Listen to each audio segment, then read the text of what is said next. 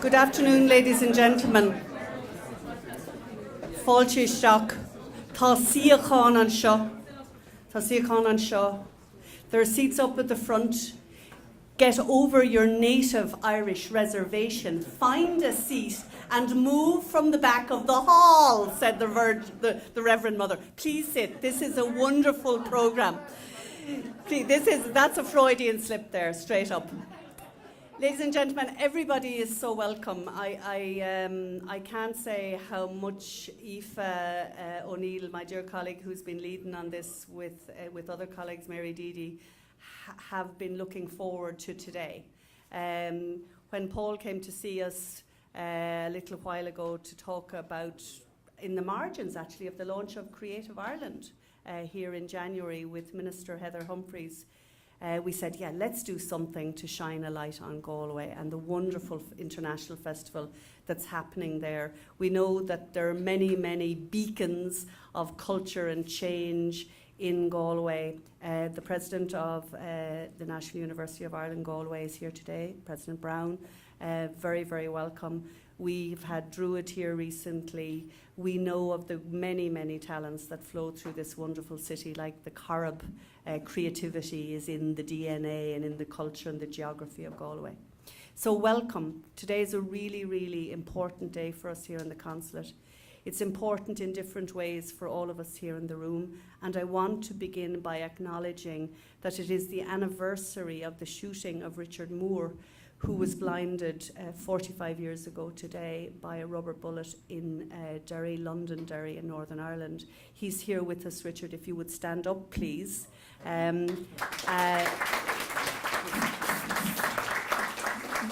You are welcome back, and the reason I mention it without Richard's permission is because last night Richard came here, and of Richard, the Dalai Lama has said, just listen to what Richard has to say about forgiveness.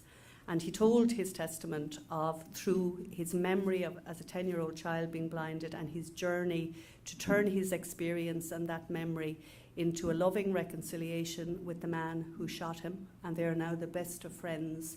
And they dedicate their purpose now in life to an organisation called Children in the Crossfire, which helps children in the developing world, supported by the Irish government most notably, and they're setting up an advisory Friends of here in New York. So I wanted to give Richard a shout out and say thank you for your testimony and thank you for your leadership. Reconciliation and creativity at the heart of that, finding ways to forgive each other and understand each other better is your great gift to us. And I guess as cultural leaders, looking at a room full of cultural leaders from Ireland, that's the gift of cultural leadership as well. The arts change us. They make us different people. They help us understand life and its purposes and its hardships better. And what's wonderful about being Consul General of Ireland in New York is you meet the very best here in this global city for the arts, and you meet the very finest Irish people connecting into that community and strengthening the arts here in New York. So it's such a privilege to be here today to say Fáilte. It's the start of May. Bealtaine was a great festival in Ireland. We'd send out the cattle into the fields. We'd say, thanks be to the Mother of God, the winter's over.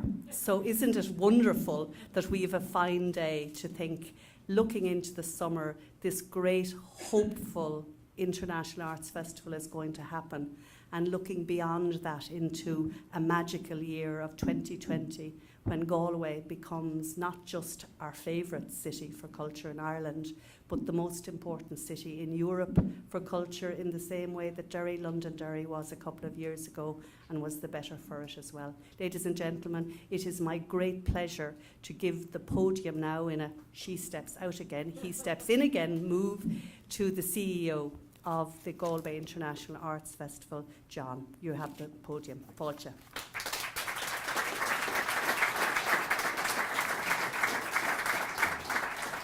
Thanks very much. You're all very welcome. Can I first thank the Consul General for hosting us in these rather lovely surroundings. 2017 is a very big year for us. We are 40 this year. Obviously, myself and my younger colleague Paul Fye have not been around for the whole 40 years, but some of us have been around longer than we would like to think. It's also the start of a 3-year build-up into Galway's designation as the European Capital of Culture, which is the biggest opportunity we would have seen in the west of Ireland. It's huge for the west, but it's also very important for the wider Irish cultural community. It's a huge opportunity, and we would be engaging with lots of different partners, some of whom are here today. We're very, very excited about that. Over the last number of years, the festival has kind of not as much changed direction, but kind of evolved to a situation where we're a culture organisation now that tours a lot of different productions with some of our great partners. We're also developing a new discussion platform called First Thought, and we're actually going to have the first manifestation of that here today in terms of an international context. And we're also, as part of our birthday celebrations, putting on the biggest programme we've ever put on. We'll have over 200 events in 29 venues in 14 days. Hopefully the hair colour will not change too much during those 14 days. And we're hoping to increase our attendance than last year. We did over 200,000 last year. So we're very excited about the prospect of what happens 2017 through to 2020. None of this would be possible, of course, without all our partners, our state partners, our supporting partners like NUIG who are here today, our partners that we work with, the wonderful Anne Clark and Landmark, the many wonderful artists we get to collaborate with, whether it's Enda Walsh or John Gerrard or the great cast of Arlington we've had here today. We have a lot of brilliant artists that we get the chance to work with. We actually get, it's a great job to have, you actually get to play Fantasy Festival and say, who would you really, really like to work with? And then we just ultimately get our own way and get them to do it eventually, and they treat us very, very well. We couldn't do it without the festival team, some of whom are here today looking tired, but they're here. Without them, nothing is possible. Without our audiences, who have been very good to us over 40 years and keep coming back, and regularly praising us and also keeping us very much in line. We're very grateful, and we're very, very lucky in the sense we serve the location we come from, Galway. It's basically the ship in which we all sail in and which we're very proud to represent. As I say, our teams are here, our artists are here. It's very important to us that is the biggest thing about us, is where we're from and what we intend to do over the next number of years and how we intend to represent it in 2020. It's a wonderful, wonderful challenge, and I suppose Seamus Heaney describes it as catching the heart unawares and blowing it open. That's our job for the next 3 years, and we're very excited by that particular challenge. And to tell you a bit more and hopefully help us along the way with that challenge is our Artistic Director, Paul Fye. Thank you.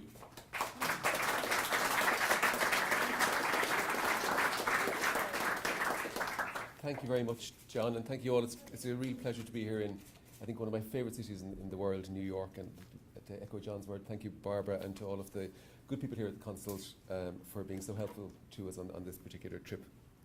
The great Irish playwright George Bernard Shaw once said, "Without art, the crudeness of reality would make the world unbearable." To me, art is the very fabric of our lives. Art has the power to stop us in our tracks, to open up the richest, deepest, and most integral layers of who we are, where we have come from, and what we have done. It helps us to cut to the core of our most human and most vivid experiences and where they occur. The arts and the humanities define who we are as a people. That is their power. They remind us of what we have to offer each other, to help us understand our differences, and to share what we have in common. They help us understand our history and imagine our future. They offer hope during darker days and bring us together when nothing else seemingly can. Culture to me, and I'm sure to most of you people here in the room today, is what makes life possible and makes life worth living. It's that important. The way a community sees itself and shows itself to others, how it expresses itself, its values, and how its values are celebrated, remembered, and offered to future generations are so key. We've always aimed to be challenging and entertaining at the same time. Artists and audiences are at the heart of everything we do, and creating a space for artists to make and present work while engaging with audiences is key to who we are. It's our job to create an environment in which artists can thrive, to stand behind them, to support them, to not stand in their way, and to see them soar. Collaborations have been at the heart of the festival since we became a production-led festival a number of years ago. We've had the pleasure to work with some brilliant writers, artists and producers over the last few years, and we're thrilled to work once again with so many of these colleagues as we offer this year's programme, our 40th. Ireland has a world-leading cultural life, and I feel that we punch well above our weight on an international stage. We are lucky to work with some of the greatest artists in Ireland, and it's so exciting to be in this great city celebrating Enda Walsh in New York, with our wonderful co-producers Landmark and Anne Clark, on Arlington at St Anne's Warehouse, and also on Rooms at Cybert Tire, which is the future home of the new Irish Arts Centre up on 11th Avenue and 51st Street. So thank you to Susan Fellman and to Eric Wallen, who are both here from St Anne's Warehouse, and all of their team for being such great hosts to ourselves and Landmark. And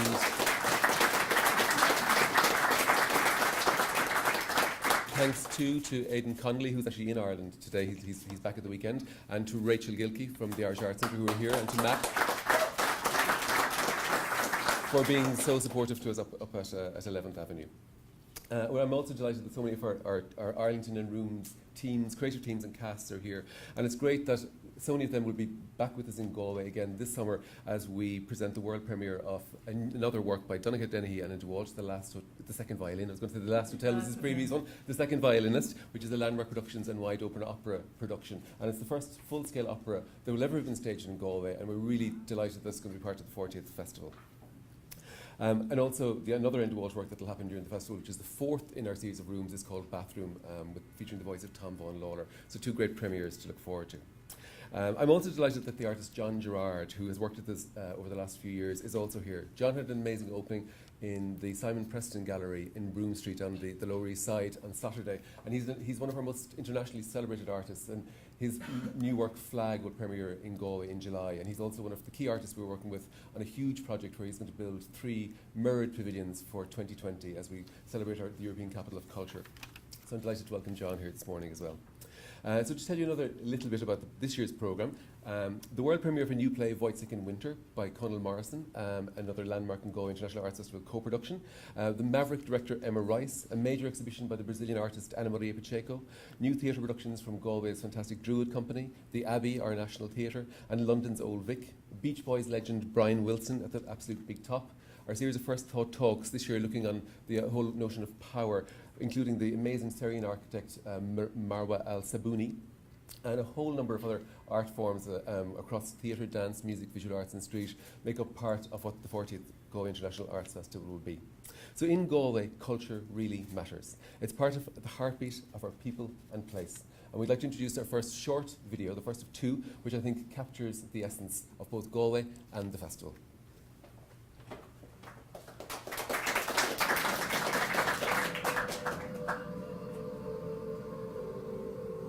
Of us as people is we want to be with other people, and it's that incredible experience of being with other people and having experience together with other people, and an arts festival really is a kind of grand extended version of that.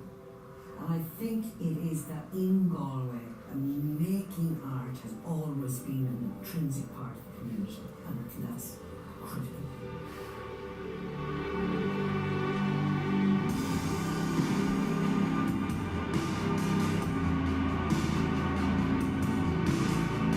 I didn't go to anything like this, but I think when you're at that age, the most important thing you have going for you is your imagination, because it can get you out of anything. I think something like the Galway International Arts Festival can give you that, just letting your imagination go completely wild, and it opens it up and it lets you kind of enjoy yourself, whether you're 8 or if you're 98.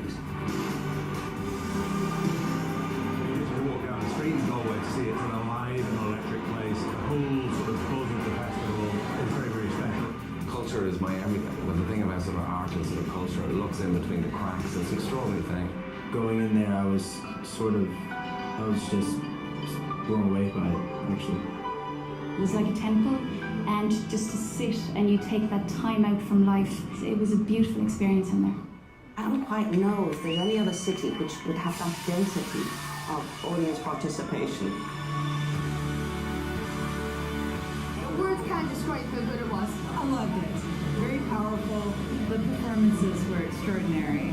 There was a glass theatre that was amazing. Oh wow, you just really moved. It's powerful stuff. The festival was amazing. It was sublime.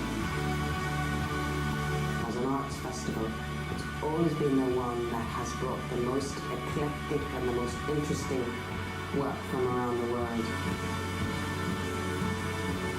It's an elevated experience from the ordinary because it's one group of people interacting with another group of people.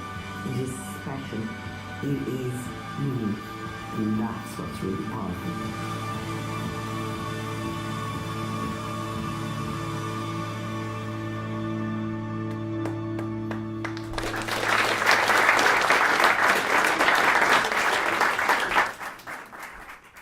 A little bit of Galway magic there. I'm delighted to introduce a very good friend of the festivals and of ours, the wonderful Susan Feldman, who I described Emma Rice earlier on as being a maverick theatre director. I think Susan Feldman has been one of those maverick pioneer figures in cultural life in New York over the last 30 years.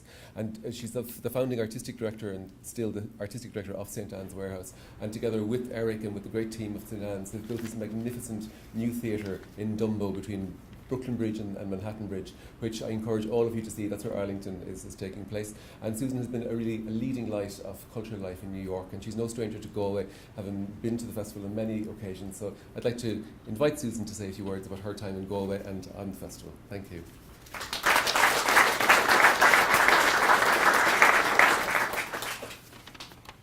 It's really tough to have to get up here and talk about Galway again. No.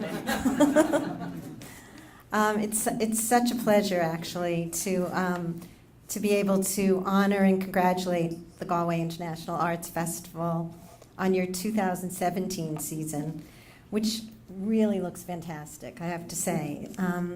I feel uniquely qualified to speak to you today on behalf of St. Anne's Warehouse in expressing my respect and admiration to Paul and to John for their outstanding leadership. First of all, this summer will be my 8th festival. Paul and I were talking last night to figure out exactly when it started. So I've been going since 2009, and I've watched this festival grow into a major international event, presenting an incredible blend of eclectic high and lowbrow presentations, theater, dance, music, and especially visual arts. Last summer, we had a great time. There was actually an artist who created art out of garbage, and it was really gorgeous. They have very special work there, and it's been a big influence on us, and I'll tell you about that in a second. The second reason that I'm qualified to talk about my love for the Galway Arts Festival is because it was actually Paul Fahey who introduced me to the work of Enda Walsh. And it happened in a chance meeting in a bar in Kilkenny on my way to Edinburgh. And Paul said to me, "I have 3 words for you, the Walworth farce." And that was it. So began years of long dedication, one might say obsession, of bringing Enda's work to New York audiences. First for 3 years with the wonderful Druid, and now for our second time with Landmark, with Anne and with Paul. We brought Mr. Man a couple of years ago, and now we're so proud to have Arlington at St. Anne's. And it seems that whatever Enda is writing, it seems to be the cure for exactly what seems to be happening in the world at the moment. His special ability to combine absurdity and wildness with beautiful poetry and deep, touching, heartfelt, I don't even know what to say, seems to hit the spot just at the right moment. I was talking to Barbara earlier, and she said, "So what's Arlington like?" And I said, "It's beautiful and it's heartbreaking." And she said, "Well, I don't want to see something heartbreaking. I want to see something that has hope and that has redemption and other things like that." And I said, "Well, it does have that, and that's what makes it so heartbreaking."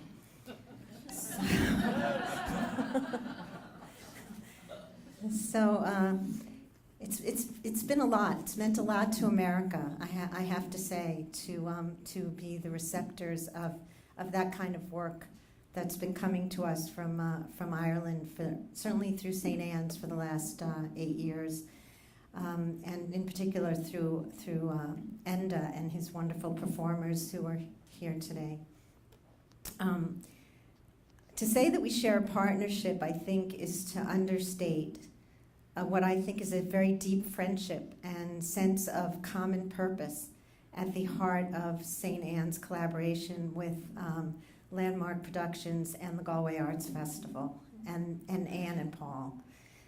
This rich collaboration, I guess, has expanded over the years to actually include the government of Ireland. I mean, we'd never have been able to bring these companies without Culture Ireland, Consul Generals, and I'm not just saying it, they're really partners. You can call them up and you can, I think I know your government better than I know my own. And actually now I don't really want to know my own. So, and most recently, it's also brought us close to the Irish Arts Centre because we all know it takes much more than a village to make art work. So we've also learned a lot from the city of Galway and from the commitment to art and artists. It's been a great pleasure when we go to the festival to walk the streets with Paul Fahey at the Galway Festival and to see the incredible synergy of the programming, both indoors and out, the activation of the public spaces, the church, the university, your town hall, the parking lot theaters, tents, waterfront sheds, and how the work interacts with people throughout the city. That thinking and activation were very much on our minds when we were designing and building the new St. Anne's warehouse on our own waterfront in Brooklyn. I cannot praise nor thank you enough for all the love and encouragement you gave us while we were trying to figure out our own international vision of an artistic home at St. Anne's.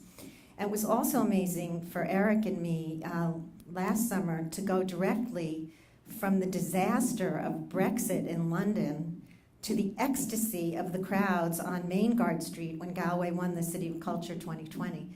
So it's that immediate. And so I just have to congratulate you on what's going to be another wonderful Galway International Arts Festival. I'll be there. Eric will be there. And I have to say special thank yous for Enda Walsh, for Arlington at St. Anne's, rooms at the Irish Arts Centre, Mr. Mann, and 8 years of friendship and inspiration.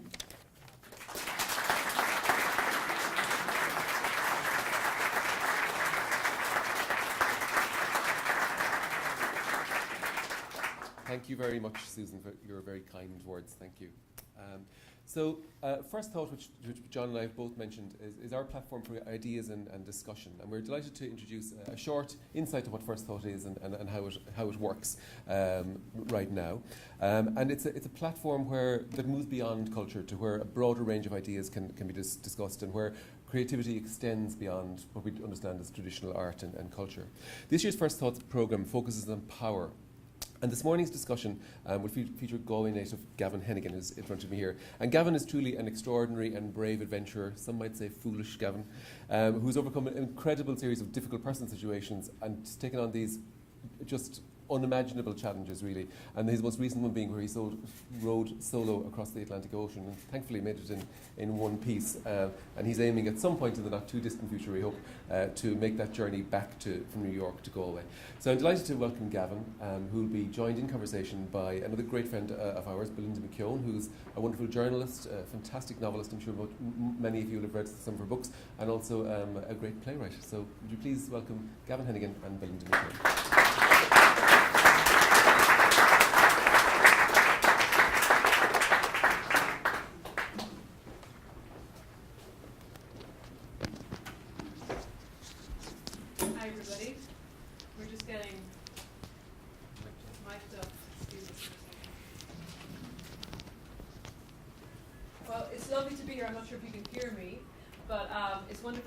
Celebrating this terrific festival, and I'm really excited to hear about the First Thought series that Paul has come up with, because as he says, it's a series which puts in conversation and gives audiences an opportunity to hear from thinkers and creators who really epitomize what it is that the human spirit and the human mind, creativity, endurance, possibility-wise, is capable of. And with us today is a really extraordinary person, Gavan Hennigan. He's extraordinary for several reasons. Firstly, of course, because he's a Galway man, and a Galway man with stamina. He has an incredible story, and it's one of those stories that really makes you realise that some people seem to live, or to be able to live, several lifetimes within the course of one lifetime. You know, but that they're able to see the vast horizons that life actually consists of if you look for those horizons and push yourself towards them. Paul gave a brief introduction to Gavan just there. He is what's known as an extreme adventurer, extreme athlete adventurer, known to some of us as a madman. He sets himself extraordinary and just baffling challenges in terms of endurance again and seeing things through. And he and I had a very brief conversation before we got up here about how, in some ways, it's like facing into a long piece of writing. You think that you have an idea of what it's going to be like. It changes horribly over the course of the journey, and you need an immense amount of mental flexibility to get there. But of course, you also need muscle tone, which writers never have. So, Gavan, we just have a short time today to speak. The First Thought series in Galway will enable audiences to hear from the featured speakers in much more depth and at much more length. But today we're going to talk for 20 minutes or so and maybe take some questions from the audience afterwards. I wanted to start by asking you, Gavan, where you get your drive from. I mean, is that something you can sum up, or is it very intuitive? Yeah, there's a certain level of intuitiveness, but I've kind of had to think about it a lot, and I've had a lot of time in my rowing boat for 50 days on my own to think about life and to sort of face myself. And for me, the row in particular was a source of inspiration from a book that I read, and it was an airport purchase of this book, and it spoke about very eloquently about the men and women who went before me rowing the oceans in the first place, and then this particular man rowed the Atlantic also, and he spoke very eloquently about how at night time we'd be able to see the full Milky Way in all its glory, and he was stirring up phosphorus and plankton with every oar stroke. So at that moment I was captured, and there was a spark within me, you know, and I suppose that's how everything has happened in my life, and I've always tried to stay true to that spark, and that's been something coming from in here. Now immediately after that spark there's how much is that going to cost? You can't be doing that, you don't want to be giving up your job for something crazy like this, and there's all that sort of back chatter from the mind, you know. So my journey has been one about sort of just harnessing that spark, no matter what it is, whatever inspiration it comes from. I don't know what it's going to be next, and just staying really true to that. And I find that you know, that's my biggest connection, and the biggest question I get asked maybe by somebody today about the row in particular was, did you not feel lonely out there? Did you feel lonely? And it was a very common question, and the best way of answering that is absolutely not, because through following that inspiration, through staying true to that, I had a connection with myself, and that was the most important thing. And that connection extended then to the connection with nature. Seeing 50 sunsets and 50 sunrises out on the Atlantic is something to behold, and it can't not change a person. And then that connection to everyone at home, people following my adventure, and the sort of inspiration that I was able to give other people. You are a romantic at heart, I mean, because I've read a little bit about what has inspired several of your quests from Gavan. Not only has he rowed the Atlantic in under 50 days, which is a staggering record to beat, but he's also a mountaineer. He's done ultra marathons. He's walked across the Arctic, walked the Yukon Trail in Canada and Alaska, Canada to Alaska in less than, how long did that take you? It was 300 miles in 5 days. In 5 days. Extraordinary things. But in each of these cases, the inspiration for this journey, or the decision to take on this challenge, was inspired, but came about through a photograph or the words of another adventure. I mean, you also traversed this huge lake in Siberia, Lake Baikal, is that? Baikal, Lake Baikal, yeah. Haven't been there myself. And you said that the inspiration for that journey was a beautiful photograph of the lake, which looked like maybe like a Jackson Pollock with the splattered blues. And yeah. I mean, that's an artist's way of thinking, but then you have to, as you say, walk for 300 miles in the freezing cold. Yeah, it's funny because I kind of think to myself, how do I fit in here with the arts and stuff? And it is a journey, and it's an internal journey for myself. You know, it's that inspiration that I spoke about, and then it's almost like a personal experiment to see how will I react out there, how will I deal with the cold in Lake Baikal, the -40, pulling a 60 kilo sled for 700 kilometers, row in the ocean, so it all comes back to the sort of the awareness of self and dealing with yourself and dealing with your mind, your emotions and all that sort of stuff. So it becomes this heightened experience, and for me, that's the realest I've ever been, and I always joke that I've got everything backwards. I sort of freak out at the thought of trying to sort my sock drawer out, but stick me in a boat in the middle of the Atlantic and I'll deal with it, So I could take some practical tips on day-to-day life, but I don't think you're going to get them in this room. It's a room full of artists. Good. The arts. They don't have organised sock drawers either. Yeah. But I mean, you ask how you fit in, and I think that Emma Rice or Hugh O'Connor or Enda Walsh or any of the artists, Dan Clark indeed, and people who make art possible, can really identify with and relate to the challenges that you set yourself. Deciding to do something, being excited about it at first, being sparked up about it, and then having to face into the long and often solitary journey of bringing it to the stage where then other people will get to see it and celebrate it. These achievements often look as though they've happened overnight or they've happened easily or quickly. But behind the scenes and under the iceberg, literally in your case sometimes, is a story of long, hard work, of having to be flexible, of having to rearrange your plans, or accepting setbacks. Yes. Maybe you could talk a little bit about it, that mental flexibility and how you've developed it and what it's looked like for you. Yeah, so when I set off from La Gomera, it was actually a moment of pure relief, because there was a huge build-up. It was 18 months of preparation, spending all this money, getting sponsors, organising things. I didn't know anything about ocean rowing before I took it on. I had to learn pretty much everything. And once I got away, the relief came from the realisation that I no longer had a choice, and that was I had to make it to the other side. And that was probably the biggest freedom I've ever experienced in my life. Because we're inundated with choice in the modern world, and it's almost like it stunts us. And when I pushed off, I had no choice but to row and row and row, 16 hours a day.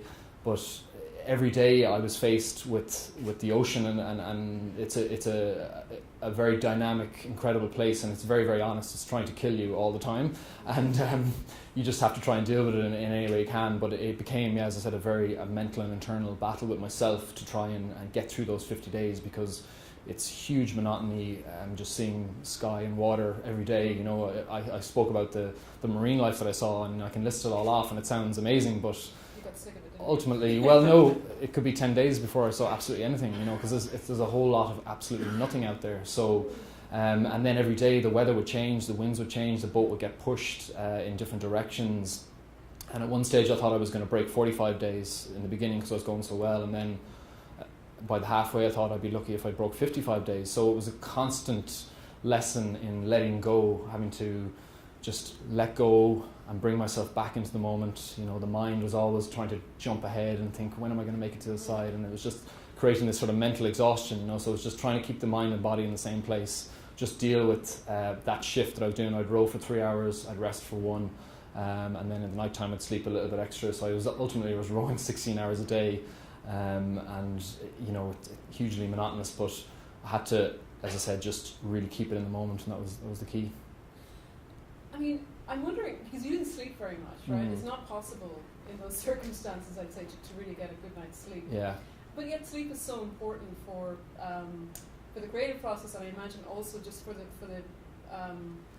ability to endure and the ability to face into the next day, and also to strategize, obviously, and have that mental flexibility.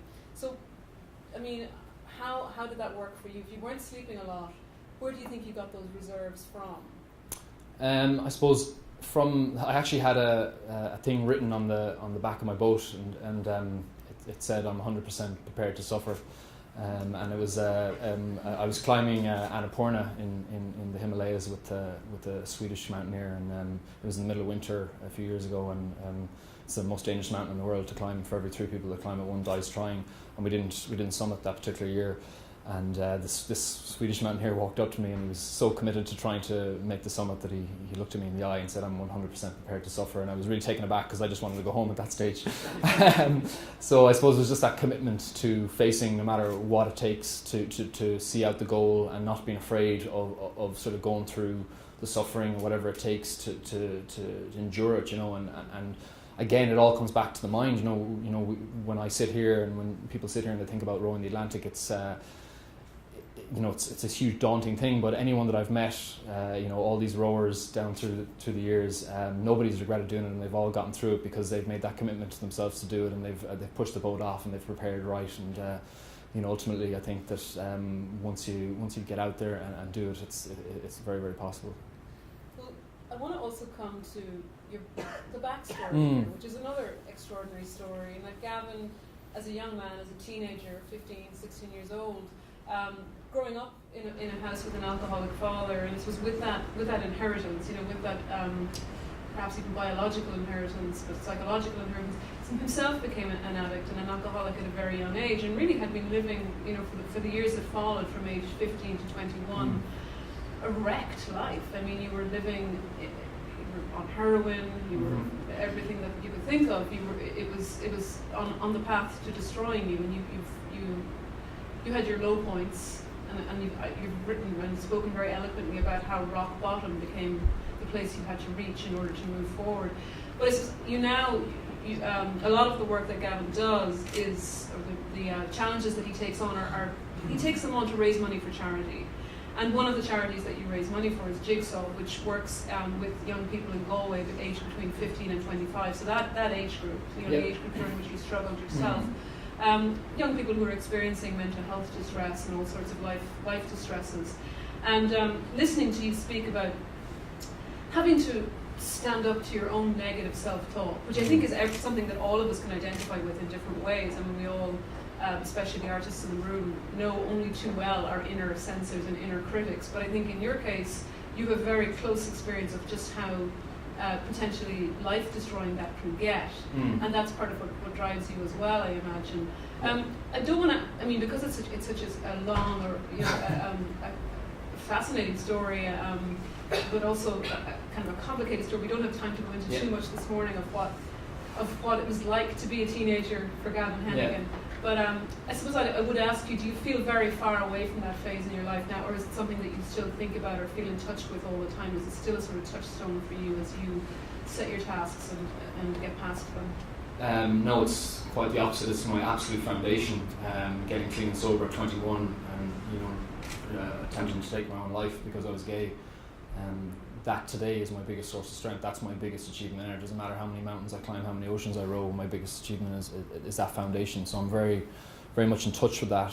And yeah, working with Jigsaw Ireland at the moment, you have 13 drop-in centres throughout the country for young people, and they're absolutely overrun. So it's a really important thing because it's close to my own heart. And I look back and I think to myself, where did we go wrong as a society that at 19 I thought that suicide was an option, and that's the biggest killer of our young people in Ireland. So, I feel like I have a responsibility myself to try and, share my story and hopefully, be a role model to, that young gay guy that lives in the country who's afraid to tell anyone, because he's playing in the local football club, whatever it is, anyone out there. So, it's hugely important to me to sort of put that out there, Yeah, because things have changed, but not that much. Organisations like Jigsaw and Belong To, which also works with young LGBTQ people in Ireland, are vital. I mean, they do really important work. Yeah. And there are a lot of young people who feel alone, more alone than a man in the middle of the ocean, perhaps, and who need those resources. So that's a big part of what inspires you, I suppose. What else are your inspirations? I mean, who are the athletes or the artists or the thinkers who you turn to or have found yourself really resonating with over the last couple of years? I suppose I look to the past a lot, sort of Tom Crean probably would be my biggest source of inspiration, any sort of the old explorers, and just sort of, it just sort of gives me perspective, and just a really human connection for myself, just everyday people really. I think that, no matter how bad it gets out on the Atlantic and, how tough it is, I chose to be out there. I paid willingly, and gave up my time willingly to be out there. And there's a lot of people worse off than myself. So, I'm constantly looking for that inspiration in others, in very, very, very simple forms. You're still based in Galway. I mean, you've worked Gavan's job, career, apart from sailing oceans and the like. He's worked as a deep sea diver for oil companies to work on heavy machinery. I'm really not articulating this part. It's very dangerous and specialist work that you've done for many years now, really since that early turnaround in your life.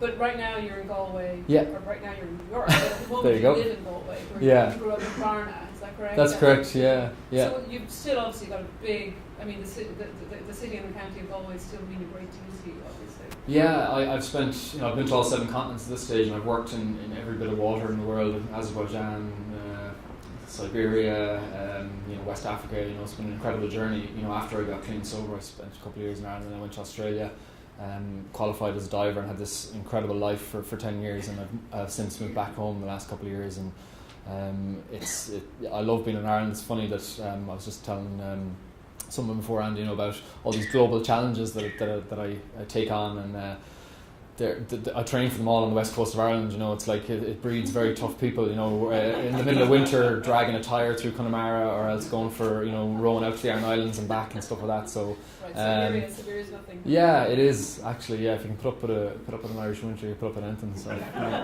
Well, to come full circle, John Crumlish quoted that beautiful Seamus Heaney poem, Postscript, which was written after a trip to the coast of County Clare, and has that amazing description of the waves blowing, the heart wide open. It made me think of what I've heard about your first experience surfing in Lahinch, which was really the turnaround moment for you, wasn't it? When you and a friend first went down to Lahinch to try surfing, and just tell us what that moment meant to you, and what that was like. Yeah, so I was a couple of months clean and sober, just started looking for something to do, and a friend of mine who was also just fresh out of rehab, he had sold his DJ equipment. He's trying to get out of the scene, all the dance parties and stuff, and he had a bit of money, and he said, I'm going to buy a wetsuit, will you buy a board? And we both kind of chipped in, and then we took off down to Lahinch. Yeah, basically, and we went down to Lahinch in the middle of November in the pouring rain and wind, and he got in for a surf, and then I had to went for a while, then I got into a wetsuit full of urine, and decided to get in and flail about in this sort of wild Atlantic, and it was just at that moment that was the spark that I spoke about earlier, that it happened then, and I was just captivated by the sort of rawness of the sort of surf and the ocean, and it really helped me get back to my roots, and that was where my journey began. So I felt like I had a purpose from then on, so it's sort of just staying true to that inspiration, that spark all the time has been my key. Great, well thanks so much, Gavin. We have some time for a couple of questions if anybody's curious or has anything they'd like to hear about. Don't be shy. That's good. Oh. As a terrified swimmer, Gavin, we bumped the shoreline and counted my strokes. Were you not terrified to die when you're in the middle of the Atlantic? Yeah, the only other Irishman to have rowed the Atlantic solo was Sean McGowan from Limerick, and I rang him up before I was setting out to do it, and I said, have you any advice to me? And he said, nothing you can truly do will really prepare you for what it's like out there, and you just have to get used to being scared all the time. And he wasn't far wrong, so it's very easy for the mind to play tricks on you and stuff, but I suppose maybe I'm just a little bit stupid, but I had a lot of trust in the processes and the systems that I had in place, the boat, the equipment, and the sort of preparation that I'd done. So it was just a case of trusting that preparation and the team behind me, friends that were helping me and stuff like that. So yeah, it's a lot of trust, but for me it's just about a commitment to life, and that's knowing that I've prepared right, and I'm going to be okay out there. How old are you now? I'm 36 now. Achieved a lot. Thanks very much. There's a question here. This is a very mundane question, but sure. How did you get food? Doesn't that weigh you down if you have to store 50 days worth? Yeah, it's a great question. It was freeze-dried expedition meals. It was in a bag, so it was basically slop in a bag, and it was sort of things like curries and spaghetti bolognese and stuff like that. So I had 90 days of food altogether, and it was quite tough to get that stuff down. But I was trying to just look at it as calories as opposed to decent food. But after about a month of eating that, I kind of was wondering why it isn't on restaurant menus. It tasted that good, I actually ended up losing nearly 30 pounds of body weight due to the calories I was burning every day. So I was pretty emaciated when I got ashore and looking for a decent meal. When you literally on your own the entire time, or did you have a mechanism where if things got really, really bad, and apparently it did at some point, Yeah. but really, really, really bad, that you could get help or turn back, or were you just on your own and you had to do it? Yeah, it's 2017. You're not far from anyone, really. That's the reality. You know, there's a lot of tracking devices and beacons and stuff on board. So there was other boats in the race. They were quite far away. I didn't see anybody the entire time. I was out there. Didn't see another human for 50 days. But you know, there's support yachts that could have been about a week away. But you are on your own. It is worrisome. I was one day I was eating a bit of food and I got you know, caught in my throat, and I thought, I need to calm down here, because if something like that happens, there's no help. So you have to be very, very careful. But there is help available. You know, there's plenty of systems in place. You know, it's not like the explorers that went before me. You know, I was still tweeting and sending photos and stuff back, so everyone could follow along. Something in your spirit was, I'm not going to give up, obviously. Yeah, again, it came back to that thing of choice. I didn't have any. You know, I had these open discussions with myself where it was like, what's the options here? Keep rowing. And I loved that. I loved it. It was just like I had to just keep rowing until I got to the side. It was as simple as that, and I love that part of it. Susan? So how long do you have to go without a spark? Like how long, what happens when you don't know what the next one's going to be? Unfortunately, I have a bit too many of them, and when I go out and spend all this time connected to nature in that way, I get a lot. You know, I get a lot of perspective, and I do get a lot of inspiration, and yeah, I'm already planning my next move for next year, and I have a bit of a list of things, you know. But I'm very flexible, and I try not to define myself by any one thing, and I just sort of stay open to inspiration. But I think it's about finding a place to have that, you know, and that can be anywhere, whatever it is. And for me, it's getting out into the wilderness and being on my own, and so I find that inspiration. Great, well, thank you very much for your questions, everybody, and thanks so much to Gavan for bringing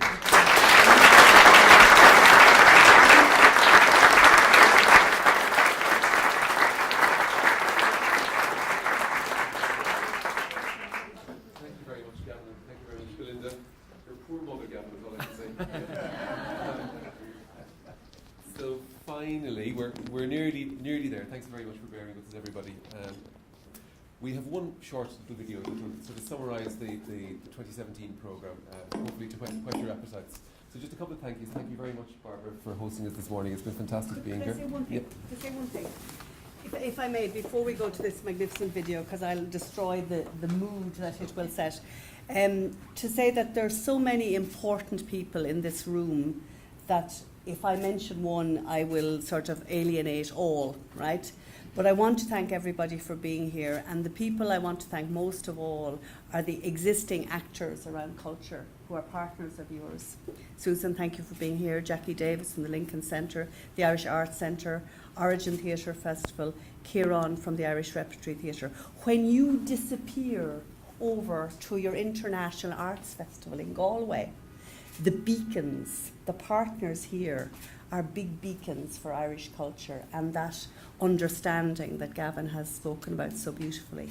And I was saying earlier to John, Rachel, so no pressure, what about the new Irish Arts Centre being one of the link places for the inauguration of the European City of Culture in 2020? Wouldn't that be a nice piece? But just to acknowledge that, because they are huge partners. And finally, may I say, just to acknowledge the extraordinary leadership that I saluted at the start, and just to salute the leadership at the end of Gavan. Amazing, and thank you for sharing it. Tomorrow morning we have a breakfast here called the First Friday Breakfast. If anybody wants to come along, the big story tomorrow morning, it's here at 8 o'clock. We put it together. If anybody would like to come along, the big talking point tomorrow, just echoing your leadership and your vision of saving people through your testimony, is the Pieta House Darkness into Light March. And that is the single biggest event in our community, where people are going to get up in the wee hours of the morning and walk and raise money to stop suicide. Not just to help a bit, but to stop it. And thank you, as a young, brilliant Irish man, for your leadership around that.